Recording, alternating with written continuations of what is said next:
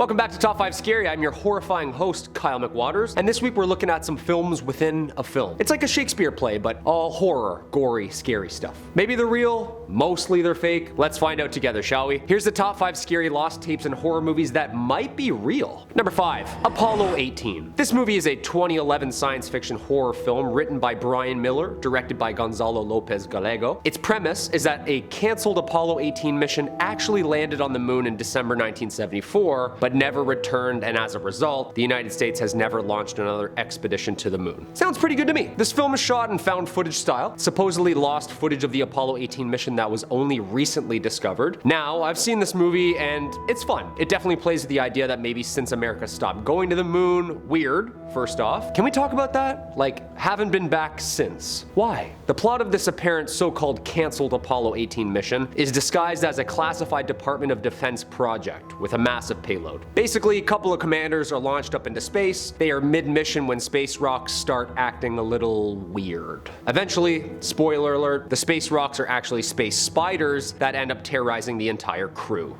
Yeah, the craters on the moon are actually homes for these mini Starship Trooper-looking creatures, and that prove alien life exists, and now the crew is stuck with this abysmal horror trying to eat them. Now, this is a movie, okay? So it's obviously fake. All CGI. That's what my eyes are seeing. But the truth lies in the interviews real astronauts have made since their real landings. The missing couple of minutes of dead NASA airtime, Buzz Aldrin saying UFOs are parked all around them on the moon, watching their every move. You know, when you start diving into some of the more spooky conspiracy legends around the actual missions, Apollo 18 all of a sudden gets a little scarier. Yeah, I highly recommend this space anomaly of a film. It's fun, it lets the imagination think. Also, Google up some of the weird shit that people say after they've been to the moon. Like, did you say Sumerians?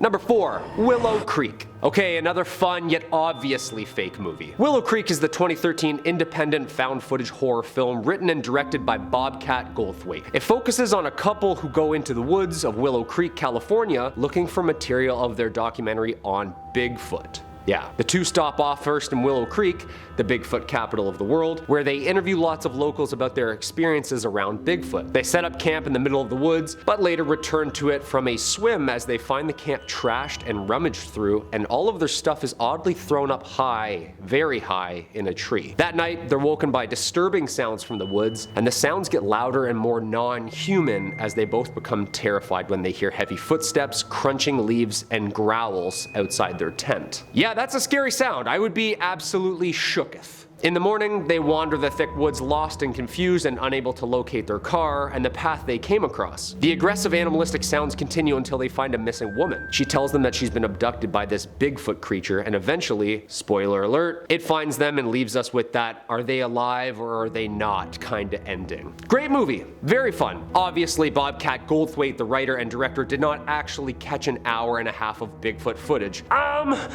There's this monster up there, he's pretty scary. Come on, that was a pretty good impression. Come on. Now the scary part comes from the document the FBI actually released. Actual proof that they were, in fact, looking into the Bigfoot case. Okay, so we got some proof which led to this. I love it. Not too real, a little over the top. 86 on Rotten Tomatoes. Great fun. For centuries, people have been hearing strange screams and howls from the forests at night, which they think maybe is the Sasquatch. Lots of tales up here from Canada. I think Sasquatch or Bigfoot is definitely real, because there's too many sightings and claims by people of authority and respect to think that it's not. You know what I mean? Cops, park rangers, FBI. Like, who else are we supposed to trust, right? I don't know.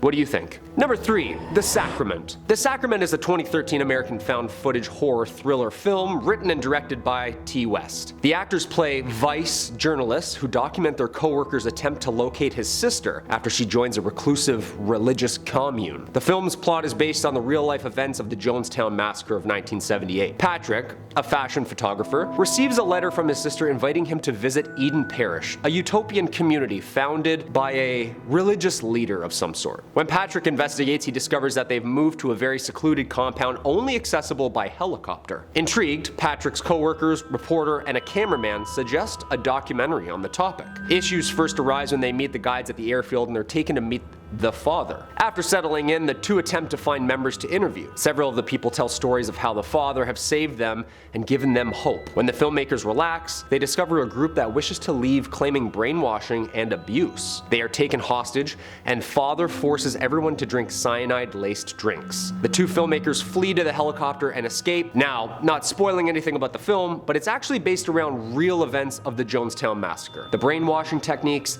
the misguided plans with fun and partying, and of course, all that Kool-Aid stuff. The movie really gives the audience the weight and misdirection of comfort and community between shared minds and the danger of one collective mind. Great acting, really scary. Of course, the Vice intro really lays into the weight of it possibly being true. What do you think? Does this film do a good job at representing the eeriness of cults from our past? Because I think it does. Number 2, Area 51. You know I'm the tinfoil hat around here on this channel, so you know I'm gonna pull from some of my alien collection. They're my favorite, okay? For those of you who aren't up to date on the UAP phenomenon, Google up and dive in. Yeah, dive in and do your homework. Dive.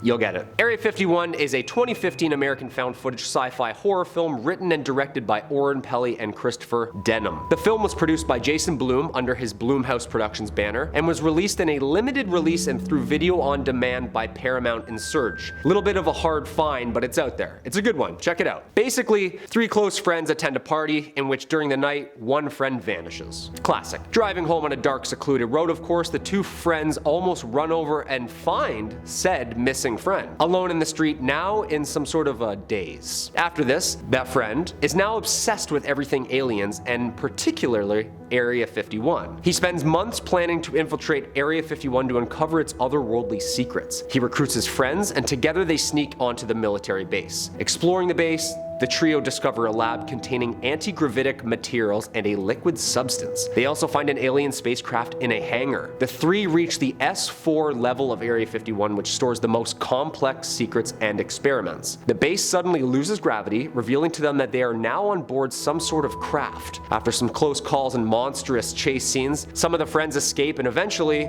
spoiler alert, they are finally captured and abducted. In a post-credits scene, we stumble across the friend's camcorder, which is still somehow recording. Spooky. All those horror movie batteries are amazing, you know? The batteries just last forever in these movies. Couple things here first. It's not a real movie, obviously, but it does touch on a ton of apparent real subject matter. The exotic metals. There is proof that Bob Lazar could have worked on a compound called Element 115, which was from apparent down saucer crafts. S4 is actually the name of the grid and base code name for Area 51. Look, I don't know how they shot the scenes where they're breaking into the fenced off perimeter, because that looks pretty legit. And that'll get you in some trouble, 100%. If you like this topic, Google up Groom Lake, Element 115, Bob Lazar, read up a little on that, and then watch or revisit this film. I bet you it becomes 10 times more scary. And the number 1 spot, The Fourth Kind. And of course for my number 1 spot, I chose the abduction movie that literally keeps me awake at night. I ask myself, why was this film made?